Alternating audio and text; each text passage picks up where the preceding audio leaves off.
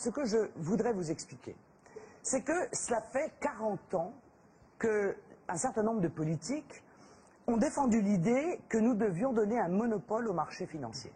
Nous leur avons versé 1400 milliards d'euros. Vous ne contestez pas ce chiffre? C'est merveilleux. 1400 milliards d'euros sur 1700 milliards d'euros de dette. Est-ce que... c'est sur 40 ans. Oui, sur 40 ans. Mais est-ce que les Français peuvent comprendre donc que cette captation de richesse absolument spectaculaire est en réalité, elle, à l'origine d'une immense partie de notre dette? Madame, le problème, c'est la dette elle-même. Quand on s'endette, on paye des intérêts. C'est votre cas, c'est mon cas, c'est le cas de l'État. Mais justement non, monsieur Langlais. Bien sûr que si. Parce que c'est comme ça depuis la nuit des temps et probablement pour encore des millénaires. Monsieur, non, justement, puisqu'avant le privé finançait le privé et le public finançait le public. Donc, rendre à la Banque de France la possibilité de prêter au Trésor sans intérêt. Sans intérêt. Sans intérêt. Ça voudrait dire qu'on aurait fait 1300 milliards 1400 milliards d'économies dans les 40 dernières années. Mais on serait les rois du pétrole, monsieur Langlais. Nous serions un État heureux, un État avec une dette minimum. Alors est-ce qu'on va continuer comme ça? C'est que les pays qui font cela, qui font marcher ce qu'on peut appeler la planche à billets. Vous proposez ça d'ailleurs dans votre programme, vous dites il faut émettre 100 milliards d'euros par an, principalement pour rembourser la dette.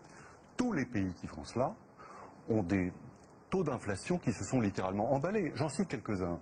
L'Iran, Cuba, le Venezuela, oui, c'est ça, ouais. 45% d'inflation. Oui, non, mais vous avez rien d'autre comme exemple, non?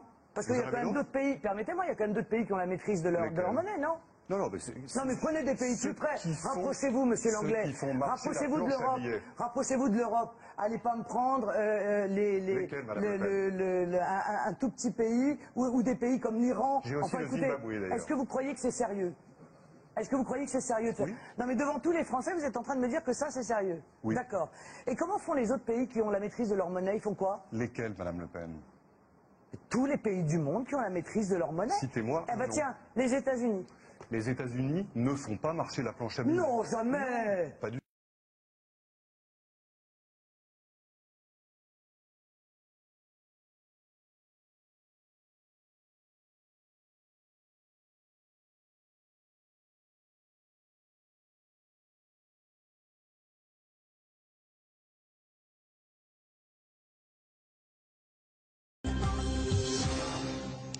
Bonsoir à toutes et à tous. Nous consacrerons la dernière partie de cette émission à vos questions SMS, Internet et réseaux sociaux. La Banque Centrale Européenne va donc racheter plus de 1000 milliards de dettes. Le but est tout simplement de relancer l'économie de la zone euro. La monnaie européenne est tombée à son plus bas niveau depuis 11 ans, aujourd'hui même, face au dollar, après l'annonce. L'Allemagne, qui n'était pas initialement favorable, insiste afin que les pays de la zone euro ne relâchent pas leurs efforts. Nous avons intitulé cette émission « La planche à billets ». C'est parti. Et voici les invités qui ont accepté.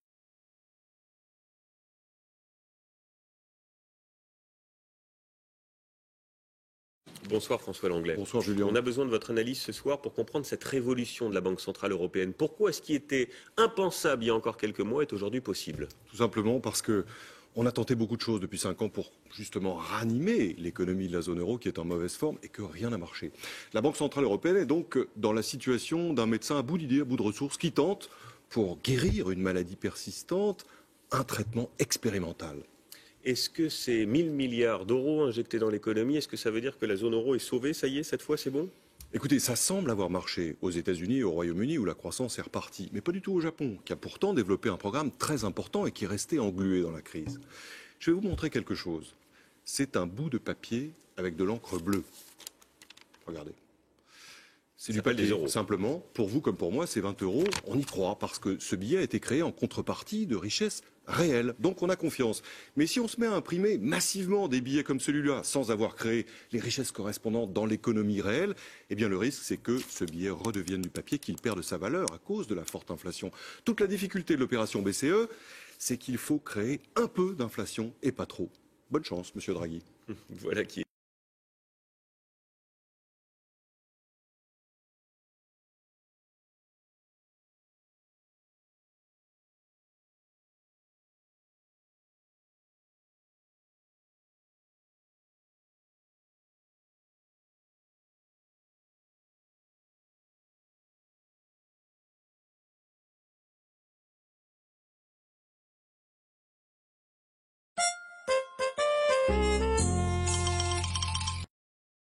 Les États-Unis ne font pas marcher la planche à billets. Non, jamais. Pas du